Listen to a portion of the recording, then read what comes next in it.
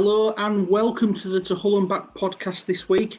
Fortunately, as you can see, if you're watching on YouTube or any of the others, there's not many of us here today. It's just me and Mr. Natty Witter, as I know he loves that name. Disgusting. Just to talk about what wasn't a great time at Swansea and maybe have a little discussion about Shotter at some point as well. But before we get on to that, obviously we'll talk about our sponsors first. We've got the Pearson's Bar, obviously in Hull. Fantastic place to go and get your pre- and post-match beverages, if you want them, anyway. And of course, we're sponsored as always by 6 Yards Out, who provide some quality pieces of cups and... What else is it they provide, Nathaniel? Because I've gone completely blank. Shirts, I guess. That's it. Hoodies, maybe. All sorts. They provide plenty of things. But actually, before I want to get on to Swansea and depressing everyone, there was a thing that happened in the beginning of the week involving something called the Football Content Awards, wasn't there, Nathaniel? Yes, do tell the listeners about that. Apparently, we've been nominated for the best EFL podcast, I've heard. That's true. I can confirm that. So, how do the people get involved? Well, it's the Ryan Longman discussion. Surely, maybe that makes us stand out. I think. Ignoring being purposely stupid for once. Thanks to everyone who voted for us. You're all mental, but obviously it ain't over because you got to vote again now because we've all just been nominated. Yeah, so head to our Twitter account. That will definitely tell you how to vote, or just search up Football Content Awards and vote for Hull and Back in the best EFL podcast category. Yes, Nathaniel, you are way more professional than I am at remembering things. But anyway, we'll move on to the depressing side that was Swansea City 3, Hull City 0. How did you find it, Nathaniel, watching us on Sky, as always, being wank? Well, it was really bad. The first half was bad. The second half was worse. We were bad going forward. We were bad defensively. Baxter did fairly well, actually. He made some good saves. But yeah, the first... fucked over him. Well, absolutely. The first 15 minutes, we could have been 2 or 3 down. Joel Perreault, who last season, definitely overperformed in his expected goals, which I know you'll hate, but he finished lots of chances he didn't expect him to last season. And then this season, he's actually been the complete opposite. He has scored a lot, but also he's had lots of chances, and like half his XG will have come in that match. But I mean, he hit the post. I think his XG will come in that match. Oh, exactly. Yeah, the first 15 minutes. Once we got through that, there was sort of a period of about, I don't know, not very long, maybe 10 or 15 minutes where it was more of a contest. We didn't really create any major chances, but... we didn't like conceding as much. No, we didn't. But then, really, and then after that period, it just carried on till the second half. And once the first went in, all that confidence, just left. And I guess the defenders remembered just how bad they'd been in the previous games. And yeah, Figueire-d'oh with 2 absolute howlers, if he'd just done one of those in a season, that would have been bad enough, but to do 2 in the one match, it's really terrible. So very disappointing on all levels. Yeah, he's come in with a bit of stick recently. He started the season all right, to be fair, but as of recently, his performances haven't been great, and he has really not helped himself with that at all, because it was one of the worst performances I think I've ever seen from a defender for Hull City.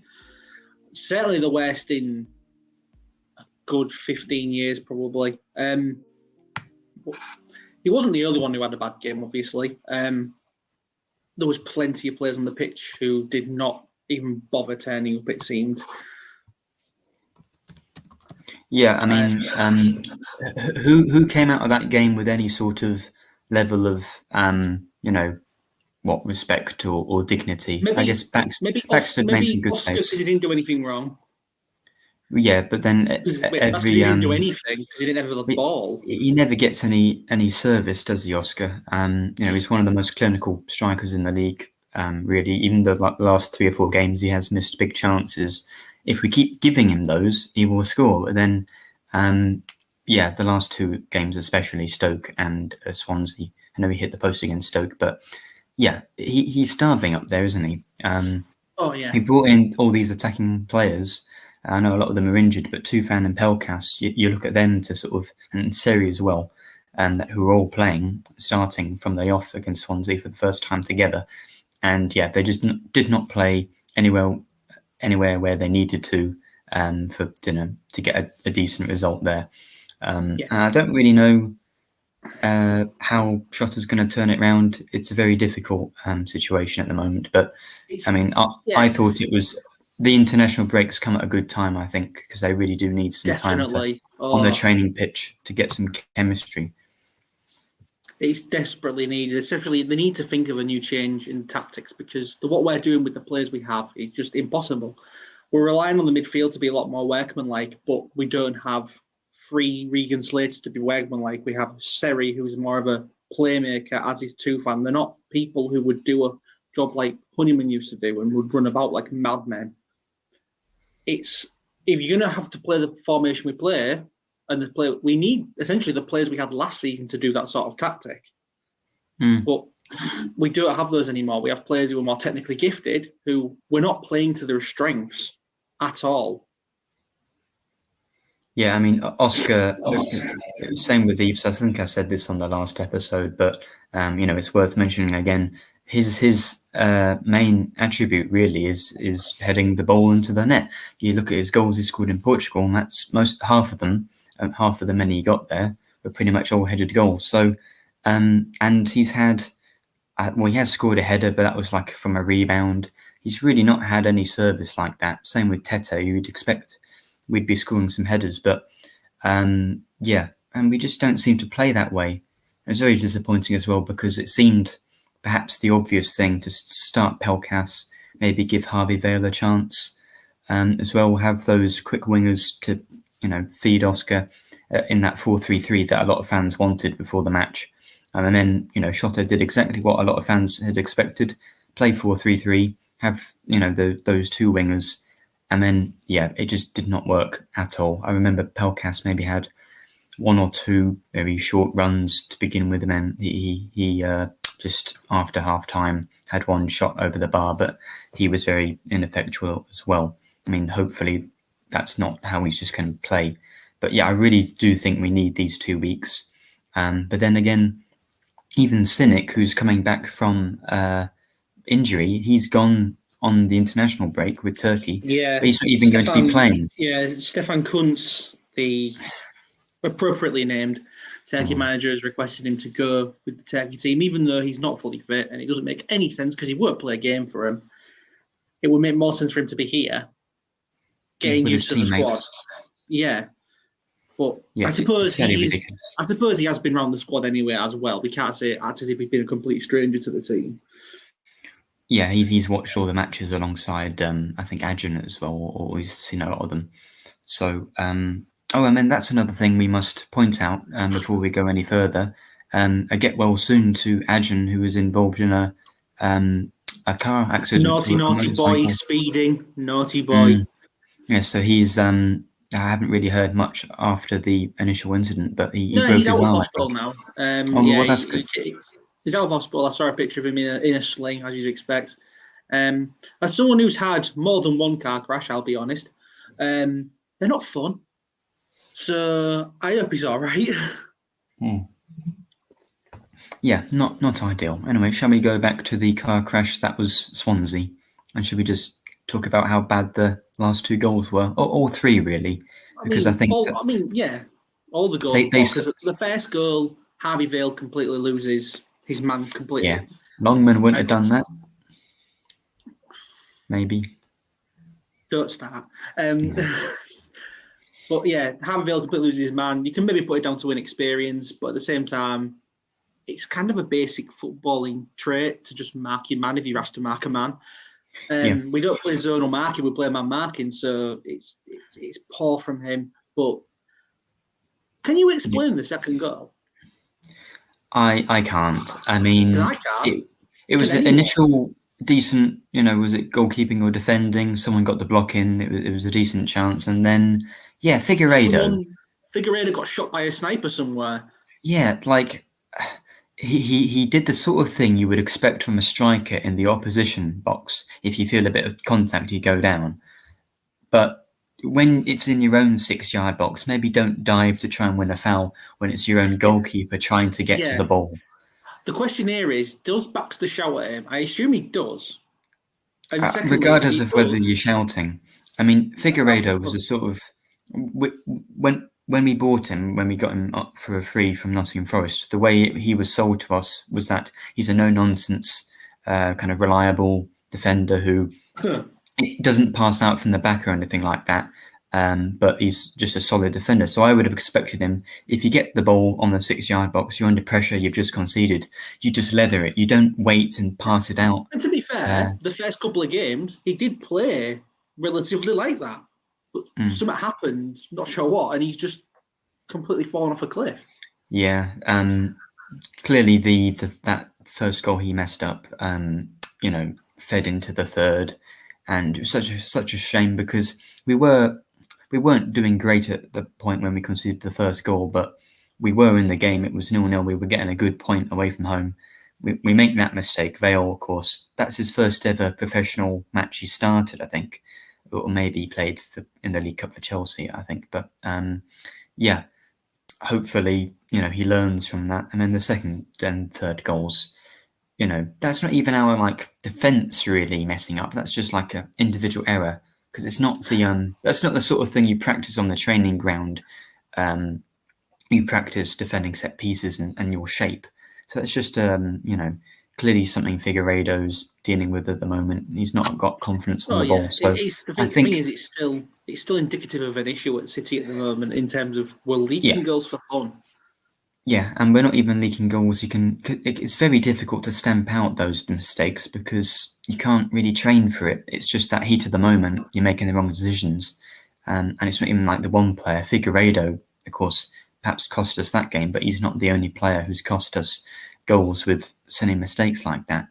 And unfortunately, even though Baxter made some good saves, that one great one, he pushed onto the bar in the first half. Oh, superb save that was. Yeah, changing the goalkeeper clearly didn't help. He conceded the same amount that Ingram had done. So I really don't know where we go from can't really blame the keeper either for any of the goals, really.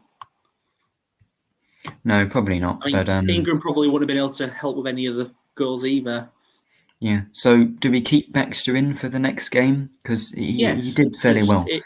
Yes, because if you're bringing him in and then instantly dropping him, it feels like you're cowing to a bit. Well, I say cowing to a bit of pressure, but everyone wanted Baxter. It feels like you've decided, oh no, he's obviously not good enough. I want to stay with my main man Ingram. But then he hadn't done that the previous game because he didn't stick with him. So I think Baxter should stay in. It's clearly not the goalkeeper's fault, really. I mean, Ingram's made the most saves in the league, which is a great stat for him. But then also shows that says a lot about our team, our defence. We really do need to tighten that up because, really, if we can scrape some wins because Oscar's just in there at the right place at the right time and get a 1-0 win with a clean sheet, then you can build on that. Or even a 0-0 away from home, that's a point. But when we're leaking goals for fun, and it's the whole thing. It's very difficult, really. Like we say, well, maybe if you're conceding goals, then as long as you're scoring, that's fine. But it's the whole team isn't performing at the moment. And if we were playing better, going forward, your team is under less pressure going back. And if you do make a mistake, they're under less pressure because they know that they have more confidence in the strikers that they're going to do their job. So, it's not like Adkins when he came in where we were conceding, but not scoring either. I mean, every game was 0-0, and then Slutsky, every game was 4-4. At the moment, it's 4-0 or 3-0 every game. Football was that. Yeah, but that's exciting, and you can get results like that. But the last 4 matches, it's been really poor. And we've not scored for 3 games, have we? I just did a September review for a Swansea podcast, and we haven't scored a single goal in the whole of September. So I'm looking forward to Goal of the month October. will be fun. That'll be a better month. Yeah. Yeah, goal of the month. I guess we'll just have to give that to one of the ones Figueire-d'oh assisted. Yeah, I was going to say I'd probably give it to the second goal for Swansea, to be quite honest. Question that I was thinking about previously. Are you worried about Seri? Because I feel for the last couple of games, he's been really, really casual in midfield, like to the point where he'll let someone come at him and just take the ball off him way too easily compared to the first couple of games where he was comfortably the best player on the pitch by a mile. Yeah, I mean, the way he played against Bristol City, I mean, he's, for like chances created per 90, he's actually quite high up in the league. I think that's mostly just because of the passing he did against Bristol. He created the most, I think, in that weekend. It was 7 or something. But yeah, so I think on the ball, going forward, he's good. But I do get worried when I see him on the ball. We saw it against Leicester. We saw it against, it wasn't QPR, but it was another game. I think he gave the ball away and we conceded. It might have been Sheffield United, actually. I can't really remember, but there was all these shit results just blare into one at this point. They do really, don't they? But yeah, he's too calm on the ball. You want to be calm and composed, but he's it's not laziness exactly. I just think, yeah, if he's in our half, I don't want him to have the ball unless he's passing it forward immediately, because someone will come and tackle him, and we've conceded a few goals, I think, or almost done from that position. It does scare me a bit, and that's not. So distribution-wise, he's been a good signing, I'd say, but he's not the sort of defensive player that is going to get stuck in like Smallwood. We probably should have gone for someone. I don't think we should have kept Smallwood, but I think someone of that mould who's willing to get stuck in, who's a proper defensive midfielder rather than the sort of vaguely defensive-minded ones like Slater or Woods. Slater isn't fully defensive. That's the issue. While they do seem to have an all-round partnership, they're not the tightest. Mm-hmm. Absolutely, yeah. So, well, shall we move on to Shota then? I mean, you asked me, am I worried about Seri? Are you worried about Shota? Because, of course, it's a big debate. Shota in or Shota out? I mean, ignoring the in-out part, I am actually just worried about him, because he sounds like a defeated man completely. And it reminds me of, multiple managers under the Allams at the end of their tenure just sounding completely and utterly spent with the job and completely sick of it. Yeah. I am worried because it feels like I don't think he's good enough to get this team anywhere near the top of the table. Problem is, I think now he's realising the task of the job he has at hand and the expectations it's put on him by Adrian and the fans themselves as well, some of the fan base. And I think it's sort of, because of the way that the form's gone and the way that everything's suddenly turned on him, he's trying to deal with it all in one go. And he sounds like a broken man. He sounds like a man who has already lost his job and he's just like a dead man walking. Well, I get both sides of the argument for Shota in out. I don't want to even get involved in that debate because it's just full of nightmares. I do worry if he stays, I think the form might continue, and if he goes, it's like treading into the unknown. You don't know what's going to happen. Well, yeah, I think. I don't think he should be sacked yet. Obviously, the last 4 matches and the performances over the course of the season haven't been convincing. Even when we've won, I mean, we've been decent, but we've sort of ridden our luck a bit. We've had the last 20 minutes, we've really struggled, and we've just, we've cleared balls off the line, and we've had to rely on some great goalkeeping. The Norwich game's probably the perfect example of that, where going forward, we're great, but those last 20 minutes, especially when there was the free kicks they kept constantly getting, after scoring from one, it was just nightmarish in that north stand, watching that. I mean, it would have been anywhere, but none of the games have been convincing results for City at all this season. I think the best we've played, I think, is probably the second half against Bristol City. and we weren't Yeah, I great would. there. But that was more of a, oh well, that's an encouraging performance. There are things to build on, rather than, You could wow, that argue was fantastic football. you could argue as well that's partly due to Nigel Pearson turning into prime Nigel Pearson and being happy with 1-0 lead and just sitting back for the rest of the game. Yeah, pretty much. Pretty much the same happened in our first match against Preston last season. We thought we were going to do really well, but we didn't actually play that well. It was more Preston just gave us all of the ball. The same happened with Bristol City. But Yeah, it's funny looking back as well, the 0-0 with Preston. At the time, everyone was like, it's not a great result, but really it was the result everyone been getting up to for the past few weeks anyway. yeah. Pretty much everyone draws 0-0 with Preston, don't they? Until like the last couple of games. Yeah, and even then, those have been kind of low-scoring matches. And we'd bite your hand off for an away point or any point now, And a clean sheet. especially a clean sheet. That's amazing. That the game that we probably had the least going forward, I'd say, and like the fewest shots maybe, is the game that we were, really they were dominated by Preston. That was the only one we've actually kept a clean sheet. The one that perhaps we didn't deserve to at all. Yeah, maybe. But yeah, I'm just not sure on Shotta. I really am not. I mean, he's not done. I know I've tried not to be negative. I try not to be, but he's not. There's something wrong there. There really is. Yeah. I mean, he there are a lot of excuses that we've had a lot of injuries and we've played some decent sides. But yeah, the performances haven't really ever been good enough. And if we were playing well but still getting bad results, that's a different thing. But especially the last 4 games where we've been really dire, in pretty much 3 of the matches, Sheffield United was sort of okay, I thought. It's the manner of the performances. But at the moment, I mean, I'm being a bit hypocritical here because I remember starting at the before the season started, I said, "Well, judge where we are after 10 games," and we are 10 games in now, and we're what? That's the thing. Are we got to the point 20th or where you can't 21st? use that argument anymore.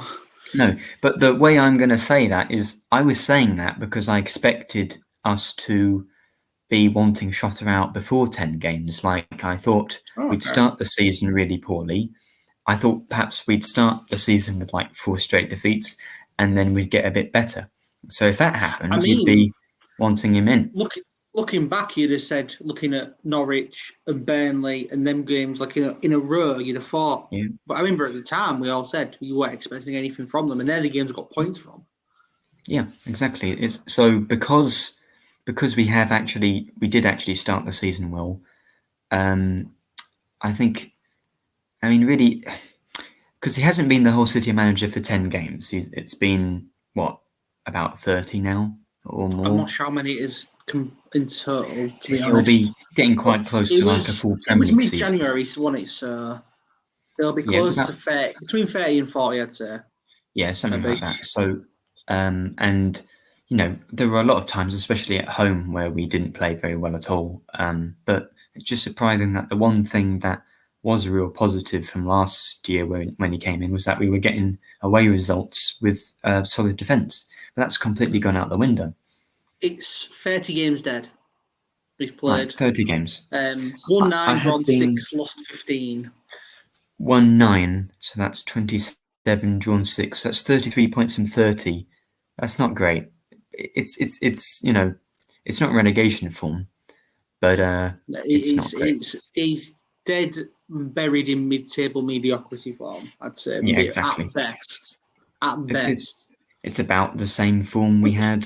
I mean, to be honest, for this season, I'd take him dead mid-table mediocrity. I think I predicted 12. Yeah. I predicted 11th. So, and although we are 20, is it 21st or 20th? Very, very low. We're not in a good place. No, we are 3 points off something ridiculous like 7th or 8th or 9th. So we're 4 points off the playoffs, but that's a result of being early in the season as well. Yeah, but that means that we haven't actually been woeful for like the duration. There have been times where we've played or got good results. So I think it would have been unfair to get rid of him that early, especially because we've not seen our best team. But these next two matches are crucial. They're absolutely crucial. I would say us being 4 points off the playoffs in 21st says more about the league in general being so close than anything else at this point. Yeah, but if it's so close, then for the moment you don't need to risk it, because I could easily get a manager that's worse. Saying that we have conceded 6 more goals than any other team. Yeah, that's obviously not good. But these next two games are crucial.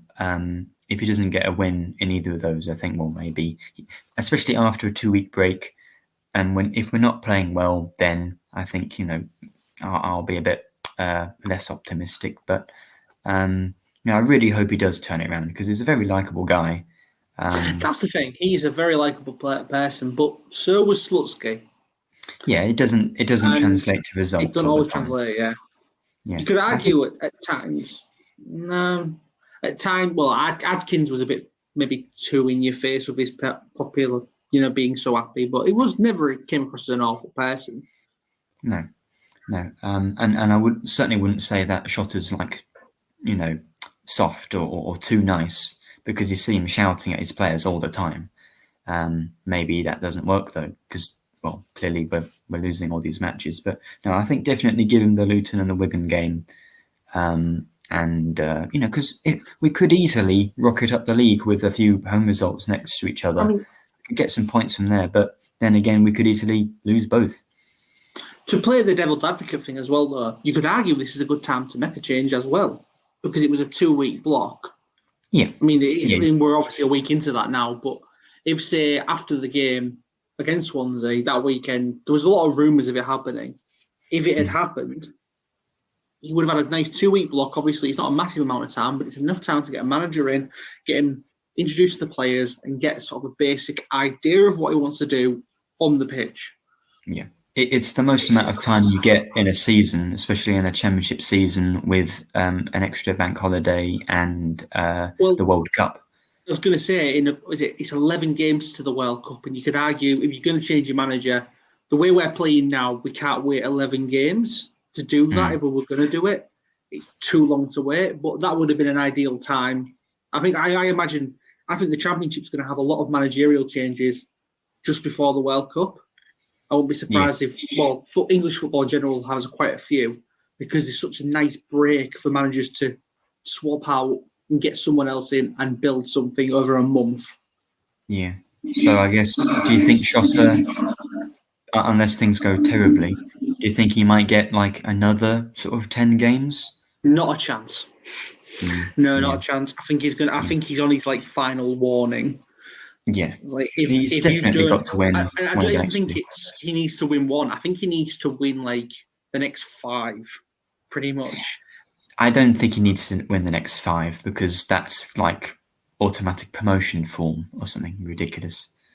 But he certainly needs to win one of the next 2 to kind of push us up a bit. But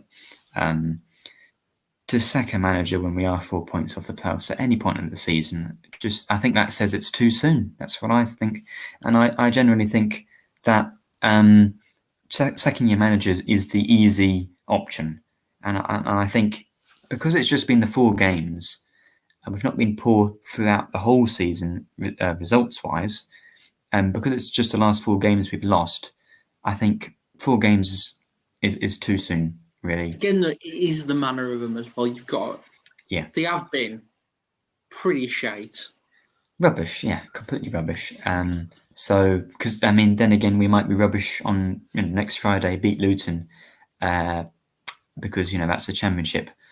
Really, we do need to see some proper performances with a bit more exciting football, because the football's not been exciting, really. You know what? I'm glad you said that, because I completely forgot it was on the Friday night. It's the Friday night, not this Friday, but next Friday, don't forget. Oh, I won't forget, probably because it'll be more fun not to watch it before the game. Yeah. Luton and Wigan haven't started well either, so they are very good chances, relegation 6-pointers in a way, if we're 21st.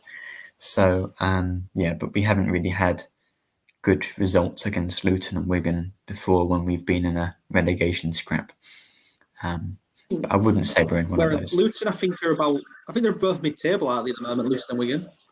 Maybe, but when I looked like 2 games ago, because I was looking at the Cardiff and the Swansea games included, we had a very good run of fixtures who had all started the season poorly. So to lose 3-0 to one of them is very disappointing again. Yeah. I think this is enough being depressing, to be honest. To be quite honest, it's enough being depressing about Hull City. So since it's international break, let's be depressing about England instead. Yes, to England and back. You know, the spin-off. It's back after the Euros. That was ace and then shit. Yeah. So you're talking about these teams that no one gave a shit about. Yeah. So losing to Italy, you know, I don't remember losing to Italy before.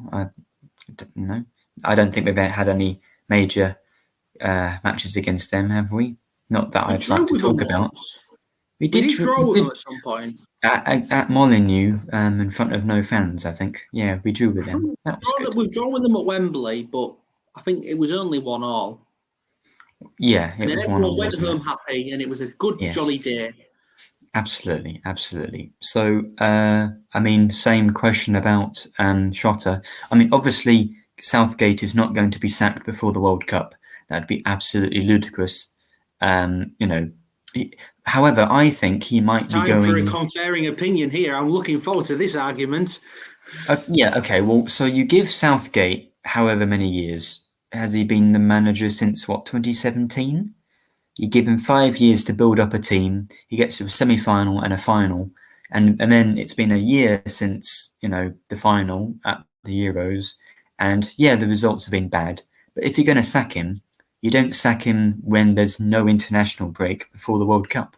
That's ridiculous, because then it's a new manager in Qatar rather than for some friendlies beforehand. And the opponent won't know how the fuck they're going to play if there's a new manager. Yeah, but the England players won't know how they're going to play. Whereas they know that England aren't going to attack them. Yeah, I mean, I think it'd be ludicrous. While I appreciate Southgate for giving personally the best England team we've seen in years, I could also argue that just because he's done that doesn't mean he shouldn't be removed for bad results. And secondly, the World Cup semi-final, he fucked up with his tactics. The Euros final, he fucked up with his tactics. Yeah. I would rather have someone in who can get to that point and then not fuck it up with his tactic, with Ports attempting to be safe. If you're in a big scenario, you've got to take risks, and he refuses to take any risk of any sort that might make them less defensively sound. Yeah, but then it's tournament football, isn't it? That's how you win. You park the bus. Problem is, Nathaniel, we didn't even get that far before. No, what do you mean far before? The problem is, he's got a team that's clearly good enough to get there. Then he doesn't play to their strengths. Yeah, but then he doesn't play to their strengths. Maybe if we played to their strengths, we would have, lost to Panama or whoever it was. Was it Panama? You're going a bit too far with that. Maybe. Yeah. I think he should go. And if he wins the World Cup, he should go because Russia, you can argue to a point he did play. Since Russia, he's had a lot more attacking talent coming to the team. Yeah. At the Euros, because we played a very defensive side. Yeah. And you can argue other players have come through in that. Since then, that's been the issue, especially in the final of the Euros when they were 1-0 up after 2 minutes, and he decided to sit on that after 2 minutes. Yeah, at that point, you really push for it. You get a second goal, you rattle the Italians, don't you?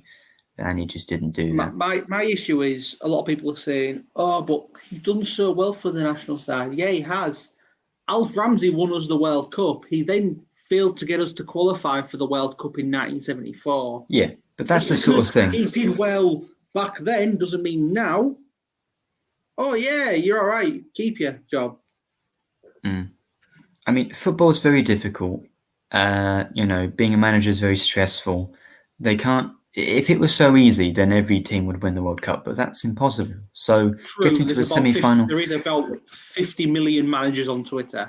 Well, yeah, but like the World Cup and the Euros and the Nations League to an extent, there's such a difficult thing to say whether that's a good or a bad manager because only one person can win it. It's not like the Premier League where, I mean, like a top 4 finish in the Premier League for England would probably be like good, that would be certainly decent. But, because and it's just like a one-off game in a foreign country where, you haven't played there ever before. There's so many factors you can't control in a World Cup, really. So I think he's done a fantastic job. I would then also respond to that with the Nations League, which isn't a cup competition. Yeah. It's a league format. And you can argue we've had a fucking mare in it this year. Yeah. Against Hungary, the other teams, although the results have been good, I think you can't say the results have been, like sackably bad. But yeah, against Hungary, not been good enough, especially the game at home. But I think while I am disagreeing with you on all this, I will say I think Hungary are better than everyone makes them out. Oh, clearly, they had a good Euros, and they're currently top of the group we're in over Italy and Germany and us. Yeah, they haven't got like the highest, the most talented players, but they are a very well drilled international team. That's exactly what you need to be in international football. Play to your strengths, and that's clearly not what we're doing. But I think he will probably go. I think he's got a contract for the Euros in Germany. His contract lasts until the next Euros. Yeah, I think he might leave. Before then. If this is his final, if this is going to be his tournament, it should be his final tournament. He can't stay any longer. I think so. I think there are other managers out there because really Southgate came in as a temporary manager because of like the Allardyce debacle, and I mean, we were discussing this before the podcast started, but a lot of international managers don't have the best track record in club football, and Southgate certainly doesn't. So I don't think someone like Graham Potter would probably want the England job. It's a very international football. Now. It's very different, isn't it? Because you're not with players all the time. It's a very different sort of role. If Chelsea hadn't sacked Tuchel rather prematurely, I'll say for a start. Yes. If they hadn't sacked him, he'd have absolutely taken the England job. No questions asked. But he won't now because would he have? Chelsea. Yeah, he would. Would he have? Is that better than being a Brighton manager? He had a great project there. I don't really think. No, I'm not sure. I'm not sure. I think he would, but I think it's one of those jobs in particular because he's English. It's kind of like the main job you can get as an English manager is managing your country. I don't think it's the most prestigious thing, though. I think you'd rather manage like a massive club. That's what I think. But I get that. I think, Southgate, this probably should be his last one because if he wins, you have to retire then. Like, you can't do better than winning England a World Cup. And if he doesn't do well, then give someone else a go. You've had 3 great tournaments or 3 solid tournaments. You've done a good job. Well, give it to someone else. The issue is at the moment, the way we're playing, it's going to be a short tournament for England. Yeah, I mean, our group on paper, it's never like this, but our group on paper is very easy. The way we're playing, we will lose to Wales. We will probably lose to the United States the way we're playing. And of course, outside Manesh, if he's fit, will this just tear that England defence to shreds? Yeah, I don't think we're going to lose any of the matches. I think we'll finish top of the group easily. We're England. There's the issue. You said we're England. Yeah, but we've got good players. Kane will score about 3 penalties in each group game. It'll be fine. And then it's probably Ecuador or Senegal. The one. I mean, you'd like to think the one of the 9 teams who are doing the equality captain's armband thing. So the referees are going to be against England anyway as a result.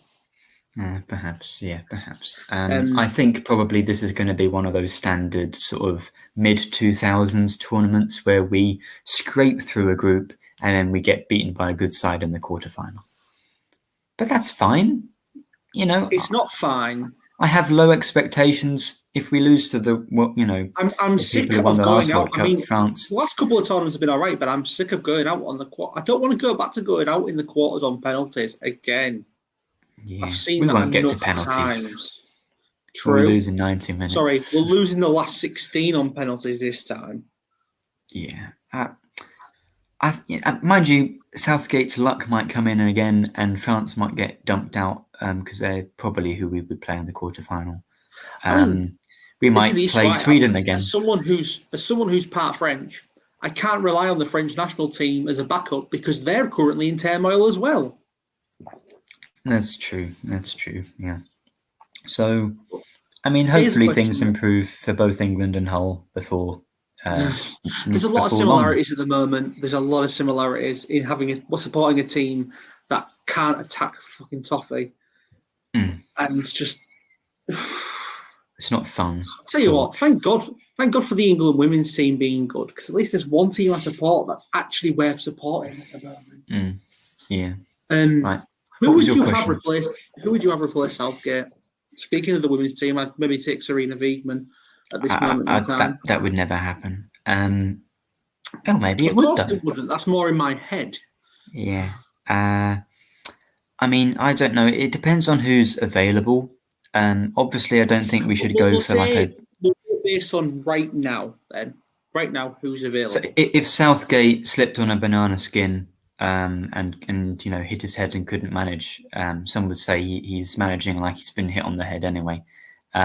Yes. If that happened this afternoon, then I mean, it depends on how much credit or how prestigious Zidane would not. No, never. I'd like Zidane, but I take Zidane. But on YouTube, he's not going to. He's not going to take. I agree. It's unlikely, but I'd take him. I mean, Steve Cooper, when he gets sacked by Nottingham Forest, he's probably. I don't really think there's going to be. There's probably not going to be any manager that is of a significantly higher profile than him that we could get. My issue is he's probably the FA's choice because he came through the FA system like Southgate. He did win a tournament with the FA. Fair play to him. With England's, was it under 17s? Yeah. Or was it the under 21s? He won the World Cup. Fair play to him at that level. I mean, that's great. But does it translate to national team? I mean, he can argue he did a cracking job getting Forest up. Yeah, we don't know how well he's going to do at the highest level with Nottingham Forest. Clearly, it's not going very well. I've just got my worry with him is he like Southgate? Is he a yes man? Is he another yes man for the FA? Is it the FA then who think that we should play with like 6 centre backs? I don't think so. But my issue is that the FA are happy to have someone who isn't going to trouble them. Hence why someone like Brian Clough never got the England job, because it's someone who would have rattled the fucking cage and would have bothered them personally, even though he would have clearly done amazing in the job. We never know. There's a lot of factors. If Clough had got the job, he'd have got it in the 70s when England weren't qualifying for the World Cup. And the quality, especially back in the 70s, before he went to Nottingham Forest and proved that he can get a team from the second division to winning the European Cup. You don't know what he would have done with England really well. He's the biggest what if with England. Yeah, it's a difficult one. I don't really know who we get to replace. Moyes, and while we never do it. I think he's a decent manager. He's Scottish. He's Scottish. So there's absolutely zero chance of it. I think it'll be interesting to see who's available after the World Cup. I think it will end up being. I've forgotten his name already now. Steve Cooper. Steve Cooper. I was going to call him Scott Cooper. That's why I was worried. I am worried it's going to be him. Nigel Adkins? Nope. I saw someone on Twitter earlier, which I am not against, but I also don't support either, that had a picture of Arsene Wenger wearing an England top, and it was very interesting. Bit old, but I think he's the sort of well, I would argue he's the perfect man to coach those players to playing good attacking football. Yeah, I just really don't think a really good manager is going to take an international job.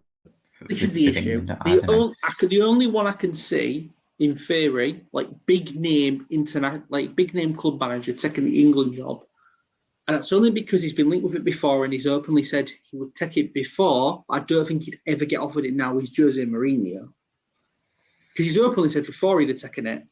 The problem is, then that's not going to solve the defensive issue, is it? Because no, not at all.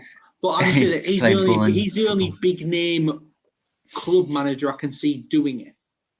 Yeah, but he's probably not the sort of person we need. But what we need is someone who's going to unlock the attacking potential of the team. That's why I think the suggestion, it's not my suggestion, I saw on Twitter earlier, the suggestion of Arsene Wenger is an interesting one. While he would never get it, he'd never take it. He's someone who would get them playing the football those players are able to play. Yeah. The problem is, like, how many attacking managers are there available? I mean, we all say Graham Potter. We wanted Graham Potter, a lot of people. You can argue Brighton aren't the most attacking side. As good as they are, they're a fantastic side, but they're not the most attacking side. They're a counter-attack team, aren't they? I That's thought. It. They're mainly a counter-attack side, and they're well. And I'm a bit, because I liked watching Brighton under Graham Potter, and I'm a bit worried that they're going to lose that. I mean, De Zerbi might be fine for him, but I'm a bit worried they'll lose that edge they had with him. I did like watching Brighton play. What's this podcast? Is it to Brighton and back now? Yeah, it's better than talking about Hull City at the moment. It's more fun, isn't it? Yeah. So I think Shotter in for like at least the next 2 games. Southgate in should probably go after the World Cup, no matter what happens. And Brighton are also a football club. Yes, they are. I have no view on them, really. They're fine. I like Pascal Gross. He's good. I'm a big fan of McAllister in my fantasy team, especially after what he did last week. Yes, indeed. All right. Should we end it there, then?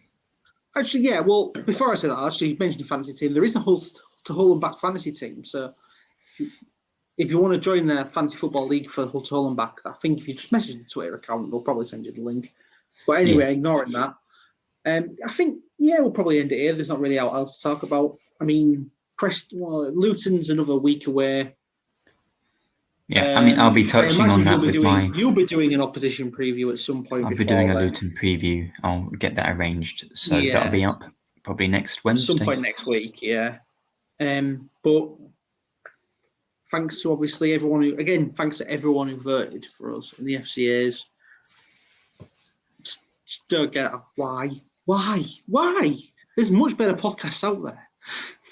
Well, yeah, but, it means we've got a lovely, dedicated fan base, so we all appreciate that. Poor sod supporting Hull City. Yeah. Obviously, thanks to our sponsors, as always, Pearson's Bar and 6 Yards Out. But I don't think there's anything else to say. Do you have anything else to say? Well, we'll just end it there then. Obviously, it's sharper than this week because there's nothing else to do. Hence why we spent more of this time talking about England than Hull City. But anyway, thanks everyone for listening and watching, and we'll see you next time.